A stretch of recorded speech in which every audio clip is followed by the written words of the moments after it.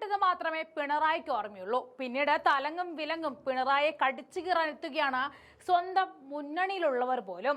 കുറെ നാളായിട്ട് ഉള്ള ചർച്ചാ വിഷയമായിരുന്നു UDF-ലേക്ക് ജോസ് കെ മാണി എത്തുമോ ഇല്ലയോ എന്നുള്ളത്. പക്ഷേ ഇപ്പോൾ ഏകദേശം UDF-ലേക്ക് ജോസ് കെ മാണി എത്തുമെന്നതിന് ഏകദേശം ഒരു ധാരണയായിട്ടുണ്ട്. കാരണം എന്താൽ PM ശ്രീയിൽ പിണറായി ഒപ്പുവെച്ചതിനെ ശക്തമായി പ്രതിഷേധിച്ചുകൊണ്ട് ജോസ് കെ മാണിയും എത്തുകയാണ്. PM ശ്രീ LDF മുന്നണിയിൽ CPM ഒറ്റപ്പെട്ടു വരുന്ന കാഴ്ചയാണ് നമ്മൾ കാണുന്നത്. CPI മന്ത്രിമാർ സർക്കാരിൽ നിന്നും മാറി നിൽക്കാൻ തീരുമാനിച്ചിരിക്കുകയാണ്. ഇത് സംബന്ധിച്ച പ്രഖ്യാപനം മണിക്കൂറുകളിൽ പുറത്തു വരും. LDF ഘടകകക്ഷികളെ CPM ചതിച്ചു എന്ന നിലപാടിലാണ് CPI നിൽക്കുന്നത്. നേരത്തെ പലകുറി CPM അവരുടെ വലിയേട്ടൻ മനോഭാവം CPIക്ക് നേരെ പ്രയോഗിച്ചിട്ടുണ്ട്. അന്നൊന്നും കാര്യമായ പ്രതിരോധം CPIയിൽ നിന്ന് ഉണ്ടായിട്ടില്ല. എന്നാൽ PM ശ്രീയുമായി ബന്ധപ്പെട്ട് കീഴടങ്ങുകയാണെങ്കിൽ അത് മരണമായിരിക്കുമെന്നാണ് CPI തിരിച്ചറിഞ്ഞത്. ഇതേ നിലപാടിലാണ് ഇപ്പോൾ ജോസ് കെ മാണിയും എത്തിച്ചേർന്നിരിക്കുന്നത്. PM ശ്രീ തീരുമാനം തിടുക്കപ്പെട്ടെടുക്കേണ്ടതല്ല എന്നും മുന്നണിയിൽ കാര്യമായ ആലോചനകൾ നടന്നിട്ടില്ല എന്നും ജോസ് കെ മാണി തുറന്നടിക്കുകയാണ്. ഇതോടെ ഒരു കാര്യം ഉറപ്പായി, ഇത് പിണറായിയുടെ ഒറ്റ ബുദ്ധിയിൽ തെളിഞ്ഞ ഒരാശയം മാത്രമാണ് ഈ PM ശ്രീയിൽ ഒപ്പുവയ്ക്കൽ എന്നത്. PM ശ്രീയുമായി ബന്ധപ്പെട്ട് ഒരു വർഷം ഏകദേശം 2 കോടി രൂപയാണ് സ്കൂളുകൾക്ക് ലഭിക്കുന്നത്. ഈ തുകയിൽ 60% കേന്ദ്ര സർക്കാരിൽ നിന്നും ലഭിക്കുന്നത്. 40% കേരളവും മുടക്കണം. ഈ തുക കേന്ദ്ര സർക്കാരിന്റെ സഹായം ഇല്ലാതെ തന്നെ വിദ്യാലയങ്ങൾക്ക് സർക്കാർ നൽകുന്നുണ്ട്. അപ്പോൾ പിന്നെ PM ശ്രീ എന്തിന് തലയിലെടുത്ത് വെച്ചു എന്നാണ് ജോസ് കെ മാണിയുടെ പ്രധാന ചോദ്യം. ജോസിന്റെ പ്രതികരണം എങ്ങനെയാണ്? ദൃശ്യങ്ങളിലേക്ക് പോകാം.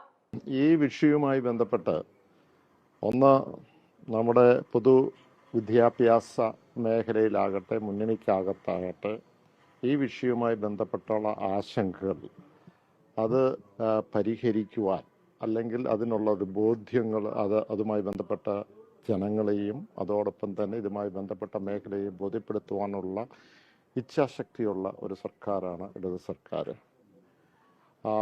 നമ്മുടെ ഒരു ഫെഡറൽ സംവിധാനത്തിൽ നമുക്കറിയാം, ആ സംവിധാനത്തിലാണ് സർക്കാരുകൾ മുന്നോട്ട് പോകുന്നത്. അപ്പോൾ സാധാരണ രീതിയിൽ ഇപ്പോൾ നമ്മൾ കാണുന്ന ഒരു പ്രതീതി, കേന്ദ്രത്തിന് വിരുദ്ധമായി ഭരിക്കുന്ന, അല്ലെങ്കിൽ ആ രാഷ്ട്രീയത്തോട്, കേന്ദ്രത്തിന് വിരുദ്ധമല്ല, ആ രാഷ്ട്രീയത്തോട് അല്ലാതെ നിൽക്കുന്ന സംസ്ഥാനങ്ങൾ അവരെ സാമ്പത്തികമായി വികസന കാര്യത്തിൽ ഞെരുക്കുന്ന ഒരു സംവിധാനം ഇപ്പോൾ കൊണ്ടുവന്നിട്ടുണ്ട്. ഇവിടെ നമ്മൾ ഇത് പറയുമ്പോഴും നമുക്കറിയാം, ഈ PM ശ്രീയുമായി ബന്ധപ്പെട്ടുള്ള വിഷയത്തിൽ ഇവിടെ നമ്മൾ കാണേണ്ട ഒരു പ്രധാനപ്പെട്ട ഒരു കാര്യം, ഇത് ഒരു ബ്ലോക്കിൽ 2 സ്കൂളുകൾ തിരഞ്ഞെടുത്തുകൊണ്ട് ഈ രാജ്യത്ത് മുഴുവൻ കൊണ്ടുവരുന്ന ഒരു പദ്ധതിയാണ്. എന്ന് പറഞ്ഞാൽ ഏതാണ്ട് 14,500 സ്കൂളുകളിൽ ഈ പദ്ധതി നടപ്പിലാക്കുന്നു. ഏതാണ്ട് 20,000-ഓളം കോടി രൂപ ഇതിൻ്റെ വിഹിതമായി കേന്ദ്ര സർക്കാർ മാറ്റിവെച്ചിരിക്കുന്നു. ഇനി ഇതുമായി ബന്ധപ്പെട്ടുള്ള പണം നമ്മൾ വാങ്ങണോ വേണ്ടയോ എന്നുള്ളതാണ് ഒരു ചോദ്യം വരുന്നത്.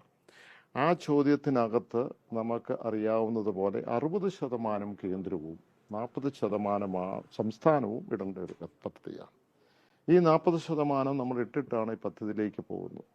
അവിടെ ഇത് പറയുമ്പോൾ നമ്മൾ ഇത്രയും മാത്രം സ്കൂളുകൾ ഒരു ബ്ലോക്ക് 2 സ്കൂളുകളായിട്ട് എടുക്കണോ എന്നുള്ളൊരു ചോദ്യം വരും. കാരണം നമുക്ക് ഈ പണം ഇല്ലാതെ തന്നെ നമുക്ക് എത്രയോ സ്കൂളുകൾ കഴിഞ്ഞ 5 വർഷക്കാലത്തിൻ്റെ ഇടയ്ക്ക് 2 കോടി കൂടുതൽ രൂപ കൊടുത്തുകൊണ്ട്, എന്ന് പറഞ്ഞാൽ ഈ PM ശ്രീയുടെ പദ്ധതി വരുമ്പോൾ ഏതാണ്ട് 2 കോടി രൂപയാണ് കിട്ടുന്നത്.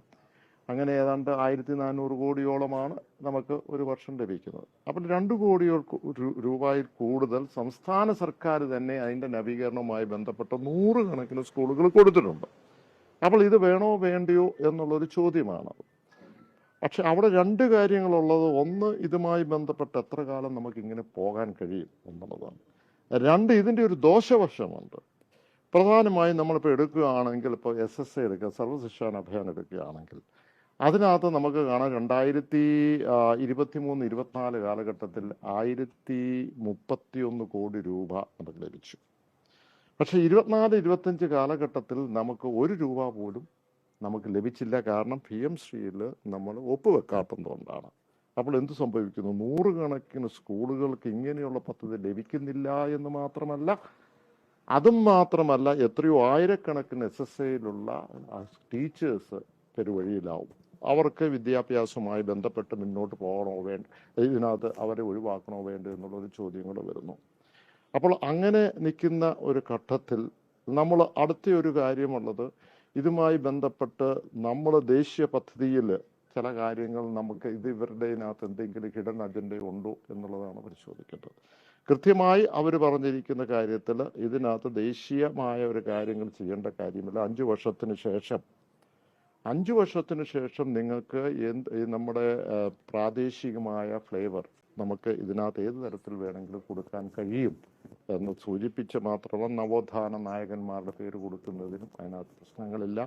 അതും മാത്രമല്ല, ഇതിനകത്ത് ഇതുമായി ബന്ധപ്പെട്ട് പ്രാദേശികമായ ചരിത്രം വളച്ചൊടിച്ചുകൊണ്ട് എന്തെങ്കിലും ഉണ്ടെങ്കിൽ അതിനെ തടയാൻ കഴിയും എന്നുള്ളതാണ് അതിനകത്ത് പ്രധാനം.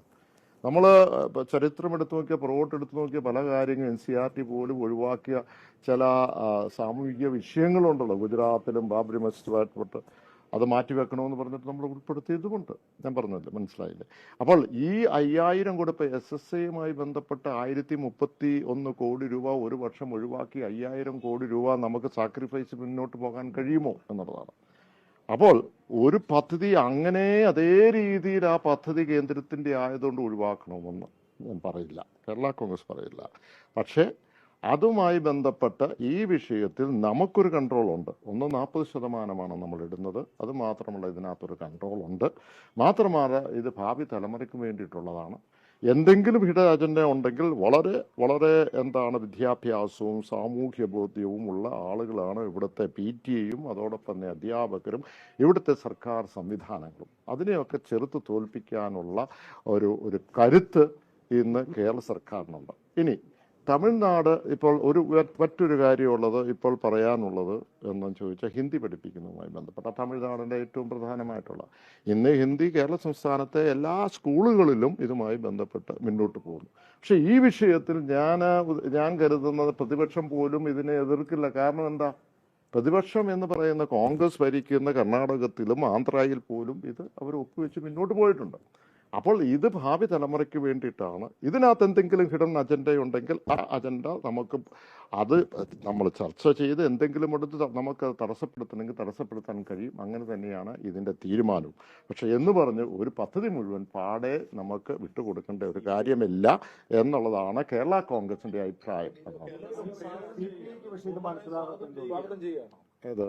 അത് ഞാൻ പറഞ്ഞല്ലോ, ഈ പണം നമുക്ക് കളയേണ്ട കാര്യമില്ല. അതിനകത്ത് ഏത് തരത്തിലാണ് നമ്മളെ ബാധിക്കുന്നത്, ഏത് തരത്തിലാണ് നമ്മുടെ സമൂഹത്തെ ബാധിക്കുന്നത്, അതിനകത്ത് കൃത്യമായിട്ട് പറഞ്ഞിട്ടുണ്ട്. ഈ പറഞ്ഞ പദ്ധതിയുമായി ദേശീയ തലത്തിലുള്ള ഒരു കരിക്കുലത്തിലേക്കല്ല പോകുന്നത്. അങ്ങനെ ഏതെങ്കിലും കരിക്കുലം വന്നാൽ അതിനെ തടയാനായിട്ടുള്ള ഇച്ഛാശക്തിയും അതിനുള്ള ശക്തിയും എല്ലാം ഈ സർക്കാരിനുണ്ട്.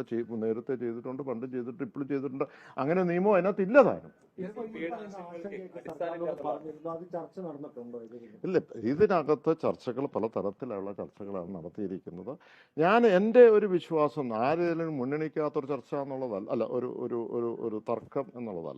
ഏതെങ്കിലും ഒരു പാർട്ടിക്കെതിരായിട്ട് കേരള കോൺഗ്രസ് സംസാരിക്കുന്നുമല്ല, ഏതെങ്കിലും ഒരു മുന്നണിക്ക് അനുകൂലമായി സംസാരിക്കുന്നതുമല്ല. ഞാൻ കാണുന്ന ഒരു ഭാവി തലമുറയും ഈ വികസനത്തിന് ഈ പ്രദേശത്ത് കോട്ടയത്ത് ലോക്സഭ ഒരു മെമ്പറാകുന്ന നിലയ്ക്ക് ഏറ്റവും കൂടുതൽ ഞാൻ കൊണ്ടുവന്ന പദ്ധതിയും വിദ്യാഭ്യാസവുമായി ബന്ധപ്പെട്ട ഇന്നും പല കാര്യങ്ങൾ ഇന്ന് നമ്മുടെ സംസ്ഥാന സർക്കാരുമായി ബന്ധപ്പെട്ട് ചർച്ച ചെയ്ത് അവിടുത്തെ സെക്രട്ടറിയുമായി ഒക്കെ ചർച്ച ചെയ്ത് ഈ പ്രദേശത്ത് ഇൻഫോ പാർക്ക് കൊണ്ടുവരണമെന്നുള്ളതാണ് കോട്ടയം ജില്ലയിൽ. ആ ഭാവി തലമുറയ്ക്ക് വേണ്ടിയാണ്. അതിനു വേണ്ടിയുള്ള എപ്പോഴും ഒരു വികസന പദ്ധതികളുമായി നമ്മൾ മുന്നോട്ട് പോകണം. നമുക്ക് ഈ പറയുന്ന പ്രത്യക്ഷമായി കാണുന്ന ആ ഒരു എതിർപ്പല്ലല്ലോ, ഇതിങ്ങനെ ഒരു സംഭവം കൊണ്ട് എതിർപ്പല്ല. പ്രായോഗികമായി നമ്മൾ എങ്ങനെ അതിനെ നേരിടാൻ കഴിയും, അതല്ലേ നമുക്ക് വേണ്ടത്. അതനുസരിച്ച് ഞാൻ വിശ്വസിക്കുന്ന ഈ വിഷയങ്ങളൊക്കെ പരിഹരിക്കും, തർക്കങ്ങൾ പരിഹരിക്കും. അത് രമ്യമായി ഇത് മുന്നോട്ട് പോകും.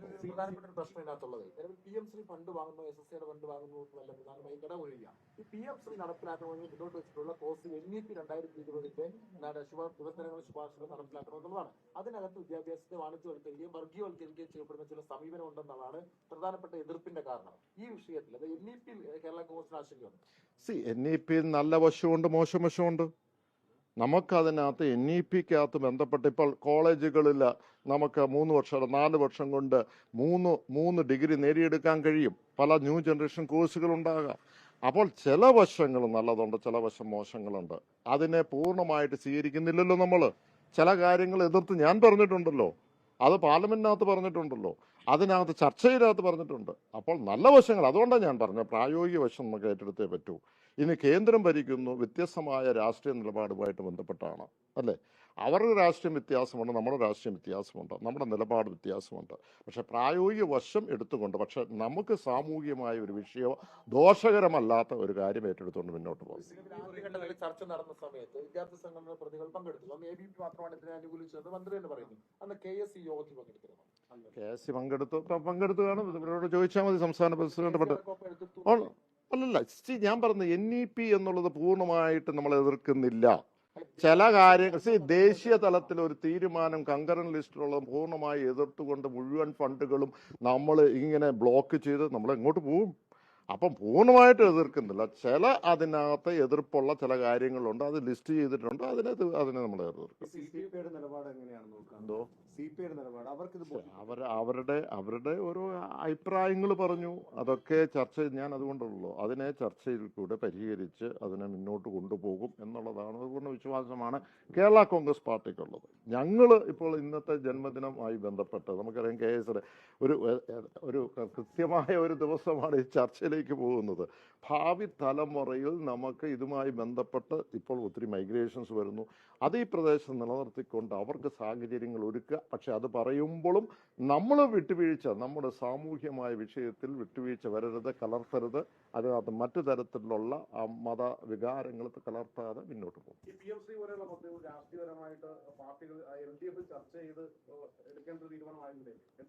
അല്ല, ചില കാര്യങ്ങൾ മുഴുവൻ LDF ചർച്ച ചെയ്യണമെന്നില്ലല്ലോ.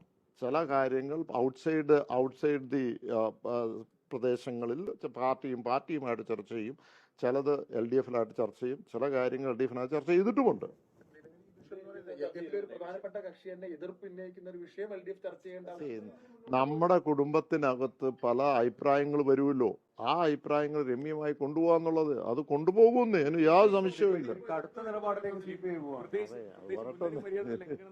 അതെ, ആയിക്കോട്ടെ, നമ്മൾ പല ഭാഷകൾ ഉപയോഗിക്കും, അതൊന്നും കുഴപ്പമില്ല, അത് രമ്യമായിട്ട് ഉപയോഗിക്കും. പക്ഷെ കേരള കോൺഗ്രസിന്റെ അഭിപ്രായം ഞാൻ പറഞ്ഞില്ല, പ്രതിപക്ഷം പോലും ഇതിനെ എതിർക്കും ഞാൻ കരുതുന്നില്ല.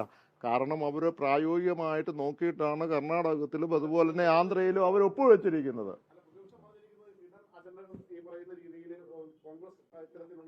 ഈ PMC അനുകൂലിച്ച ഇടങ്ങളിലെല്ലാം അവർ ഉപാധികളോടുകൂടിയാണെന്നാണ് ഇവിടെ ഉപാധികൾ ഇല്ലാതെ ചെയ്തോന്നാണ്.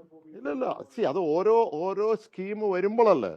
ഇതൊരു പർട്ടിക്കുലർ സ്കീമാ, ഈ പറയുന്ന പൊതുവിദ്യാഭ്യാസവുമായി ബന്ധപ്പെട്ട അതിൻ്റെ ഇൻഫ്രാസ്ട്രക്ചറുമായി ഓരോ സ്കീം വരുമ്പോൾ ആ സ്കീമിനകത്ത് എന്തെങ്കിലും അതുമായി ബന്ധപ്പെട്ട നമ്മുടെ ഈ സമൂഹവുമായി ബന്ധപ്പെട്ട ദോഷകരമായിട്ടുണ്ടെങ്കിൽ അതിനെ എതിർക്കും. അതിനെ കറക്റ്റ് ചെയ്യുവാനും അതിനെ എതിർത്ത് കൊണ്ടുപോകാനുള്ള ഇച്ഛാശക്തി ഈ കേരളത്തിലെ സർക്കാരിനുണ്ട്. അത് ഞാൻ കൃത്യമായി മനസ്സിലാക്കിയിട്ടുമുണ്ട്.